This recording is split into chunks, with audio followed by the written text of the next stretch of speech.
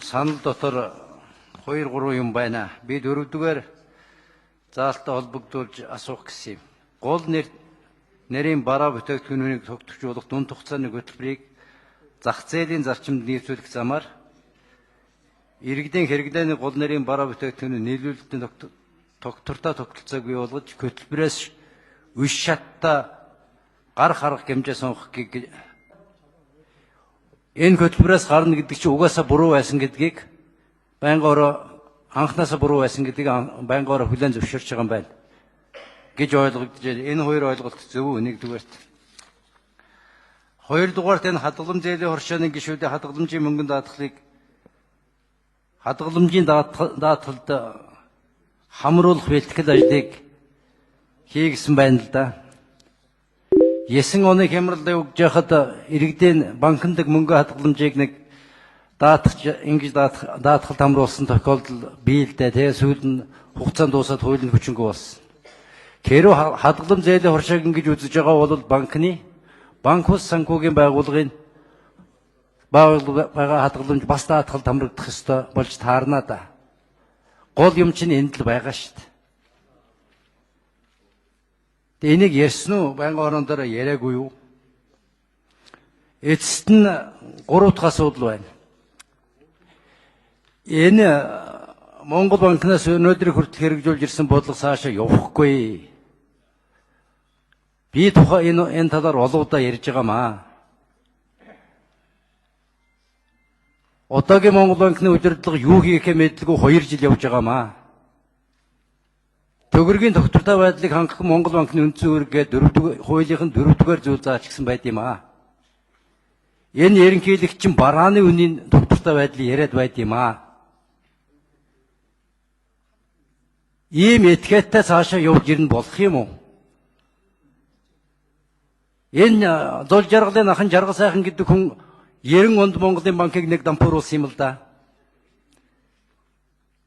Дүүн 2012 онд томилогдож байхад би одоо дүүн дахиад нэг дампууруулах юм байна гэж дотроо бодож байсан. Яг тэрийгээр л явлаа да. 2 жил. Ингээд төрсөн ах 2-оор Монголын банкыг 2 удаас хамруулах ёстой гэж арчсан намынх нь үзээд байгаа юм байна тийм ээ. Энэ алдаагаа засахгүй юм байна тийм ээ.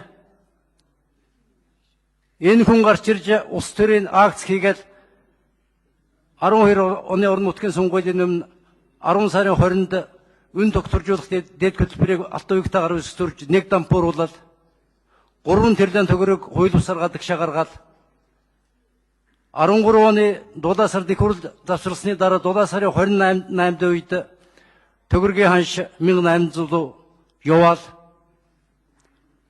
13 оны ерөнхийлөгчийн сонгуул явагдаж байхад 8% зээлийн хүүгийн санамж бишигт гар өсгөх зураад сарын дараа 60 сая төгрөг байсан орон сууцны үн 120 саяд хүрсэн байхаа.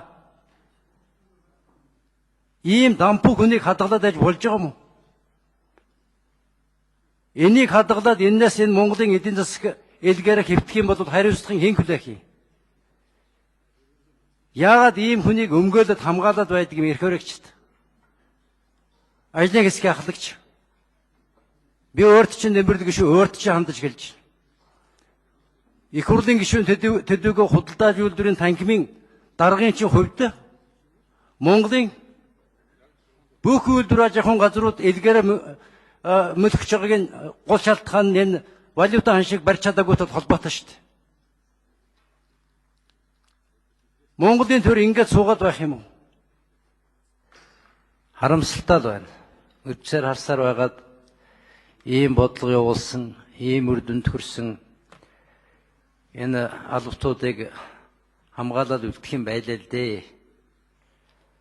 Эрх баригчдын зүгээс ч энд анхаарч байгаа юм алга. Сөрөг хүчин ч гэсэн энэ тал дээр дуугарч байгаа юм алга. Би хэлий гэж л хэлж байгаа. Зул жаргал арт талд сууж байна. Гашуунаас сонсогдож магадгүй. Тэгвэл би үнэн л юм ярьсан. Ийм үед уг нь нэр төртэй хүн болвол миний бодлого явахгүй байна гэд өргөдлөөгöd явчих л ёстой юм л да. Тэгээ энэ оруулж ирж байгаа заалтууд төр чинь жишээ нь огт ойлгомжгүй юм байна шүү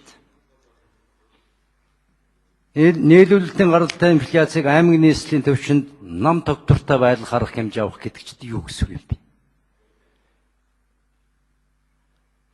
Аймаг нийслэлийн төвшөнд ихлээр чин засаг захиргааных нь хувьд ярьж байна да. Ийм юм байд юм уу ер нь?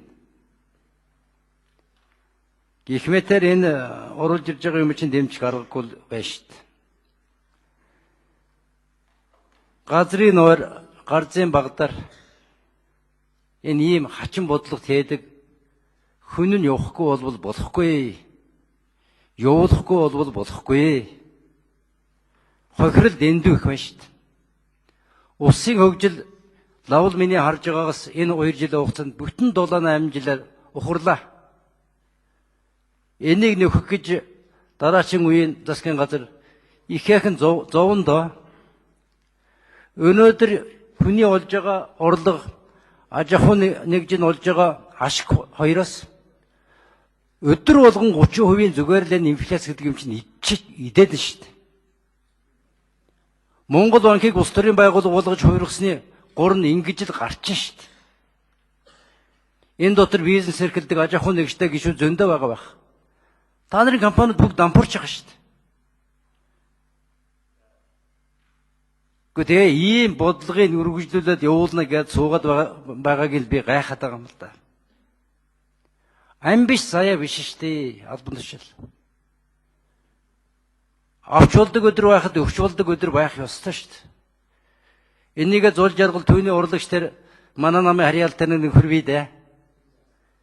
Та нар ер нь хизээ ойлгох юм бэ? Баг гайвуулаад яваад өгч үзээш та нар өргөдлөө гаргаад. Би эднэр байсан цагт энэ Монгол банкны мөнгөний бодлого зөв явна гэд огт итгэхгүй. Дахиад ирэх жил бид нар 30% уналтаа яриа сууж явах болно. Эдний тулгаанаас өөр юм гарахгүй. Санхүүгийн чанд чамбаа байдалд орохгүй бол энэ юм чинь бүр цаашаа яваад штэ тэмдэглэг шүү өөрөө мэдж байгаа штэ. Аж ахуй эрхлэгчид худалдааны тахимдаар очиад бүх зовлонго та нарт ярьж л байгаа штэ. Ийм юмнууд байгаа учраас энэ бөөрөнки хэрэгж бариад авах дүгнэх ямар ч байцгүй заалт чинь бид дэмжихгүй. Энэ урж ирж байгаа бүх сандыг чинь бид дэмжихгүй.